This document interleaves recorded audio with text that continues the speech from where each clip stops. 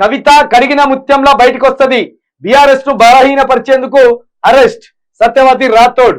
కేసీఆర్ కేజ్రీవాల్ ని ఇబ్బంది పెట్టడమే మోదీ లక్ష్యం. పాలసీలు మార్చినంత మాత్రాన అవినీతి జరిగినట్ట? అట్లయితే బొగ్గు విద్యుత్ పాలసీలు మార్చిన ప్రధాని మోదీని అరెస్ట్ చేయాలనా అని ప్రశ్న. మరి నిజమే కదా, పాలసీలు మార్చినందుకు. ఇప్పుడు ఇక్కడ ఏందంటే తెలంగాణ సంపదను ఢిల్లీకి మోసుకపోవచ్చు, అధికారికంగా రేవంత్ రెడ్డి అప్పచెప్పచ్చు, అధికారికంగా ఆ బండి సంజయ్ కిషన్ రెడ్డి తెలంగాణ సంపాదన తీసుకుపోయి గుజరాత్ లోని చేతిలో పోయొచ్చు. వెల్కమ్ బడే బాయ్ అంటూ రేవంత్ రెడ్డి అమిత్ షా కొడుకు జై షాను పిలిచి ఇక్కడ అనేక కాంట్రాక్టర్లు అప్పచెప్పొచ్చు. కానీ ఒక లేడీ, ఒక మహిళ ఢిల్లీకి పోయి ఒప్పందం చేసుకొని ఆ ఒప్పందం ప్రకారం వ్యాపారం చేస్తే మాత్రం తప్పొచ్చింది, జైలు వేసిండ్లు. ఇప్పుడు ఏమంటారు, ఇంకా ఆమె నాట సంవత్సరం వరకు విడిచిపెట్టరాట. సంవత్సరం వరకు విడిచిపెట్టొద్దు ఆమెను, వాళ్ళని మానసికంగా కుంగదీయాలి, మానసికంగా చంపేయాలని ఓ ఆలోచనలో ఉన్నారట. అయితే ఇక్కడ సత్యవతి రాథోడ్ గారు ఏమంటారంటే కవిత కడిగిన ముత్యంలా బయటకు వస్తుంది. ఆమె ఇప్పటికీ నిందితురాలే, ముద్దాయి ఏం కాదు, నిందితురాలుగానే పోయింది ఆమె.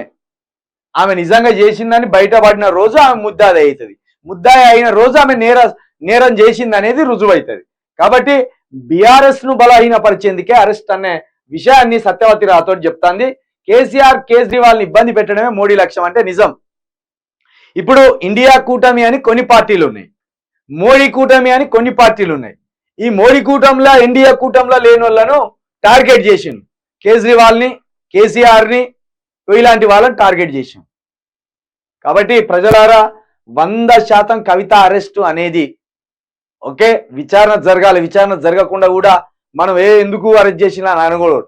3-4 సంవత్సరాలుగా ఆమె మీద నింద ఉన్నది కాబట్టి అరెస్ట్ చేసి విచారిస్తాను. కానీ పార్లమెంట్ ఎన్నికల ముందు ఎందుకు పట్టుకున్నారు అనేది ఒక్కసారి మనం అర్థం చేసుకోవాలి. వాళ్లకు అవసరం వచ్చినప్పుడు పట్టుకున్నారు, వాళ్ళకు నీతి నిబద్ధత ఉంటే 3 సంవత్సరాల క్రితమే ఇగో లిక్కర్ కేసులో ఇట్లా దొరికింది కవిత అన్నప్పుడే ఆమెను పట్టుకొని విచారించి జైలు అన్నది. ఆ పని చేయలే, సరిగ్గా ఎన్నికల టైం చూసి దెబ్బ కొట్టి పార్టీని అస్థిరపరచాలని ఒక కుట్ర చేసింది. గుడికి వెళ్తే బీజేపీలో చేరుతున్నట్ట, నేను బీఆర్ఎస్ ను వీడట్లేదు శ్రీనివాస్ గౌడ్. కేసీఆర్ ఇచ్చిన జలక్కు దెబ్బకే వెనకకు వచ్చినట్టున్నాడు. ఆల్మోస్ట్ బీజేపీలో చేరుదామని ఓ ప్రణాళిక సిద్ధం చేసుకున్నాడు శ్రీనివాస్ గౌడ్.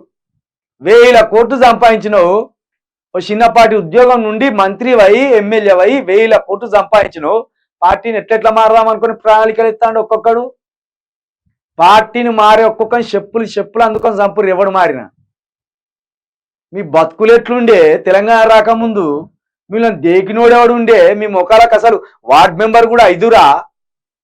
అలాంటి ఒక్కొక్కడు ఎమ్మెల్యే అయి మంత్రులై 1000 కోట్లు దోసుకొని మళ్ళీ 1000 కోట్లను దాచుకోవడానికి అటు కాంగ్రెస్కో ఇటు బీజేపీకో పోవాలని ప్రయత్నం చేస్తే ప్రజలు మిమ్మల్ని ఎక్కడికి పోయినా పట్టుకొని మరి బయటికి గుంజుకొస్తారు. నేను అంటే ఒక శ్రీనివాస్ గౌడ్ను కాదు, పార్టీ మారాలనే ఆలోచన ఎవరు చేసినా, అది మల్లారెడ్డి చేసినా, దేవిరెడ్డి సుధీర్ రెడ్డి చేసినా, ఇంకొక రెడ్డి చేసినా, ఇంకొక బీసీ చేసినా, ప్రజలు మీరు ఎక్కడికి పోయినా మన తరిమి మిమ్మల్ని కొడతారు. చూడు ఏమంటాను, మొన్న కేసీఆర్ అన్నాడు కదా, పార్టీ నుండి ఒక్కసారి బయటికి పోయినని మళ్ళీ పార్టీకి రాని అను కన్ను తొక్కొక్కని అని చెప్పిండు. పార్టీ కష్టకాలంలో ఉన్నప్పుడు పార్టీలు ఉండాలి, మిమ్మల్ని తయారు చేసింది నేను, మీకు జీవం పోసింది నేను, మీకు రాజకీయ భిక్ష పెట్టింది నేను. కాబట్టి పార్టీని కావాడుకోవాల్సిన అవసరం మనందరి మీద ఉన్నది. ఎవరన్నా పార్టీ వదిలి మళ్ళా పోయి మళ్ళా 5 సంవత్సరాల తర్వాత టికెట్ రాక వస్తామని చూస్తే ఎవరిని కూడా మేము లోపల రానియం, యువకులనే లీడర్లుగా తయారు చేస్తాం అని చెప్పిండు కేసీఆర్. ఇక అది చెప్పినాక మెల్లగా మళ్ళీ తట్టా బుట్ట చదువుకొని ఇక నేను పోను అని మళ్ళీ ఆగినట్టున్నాడు.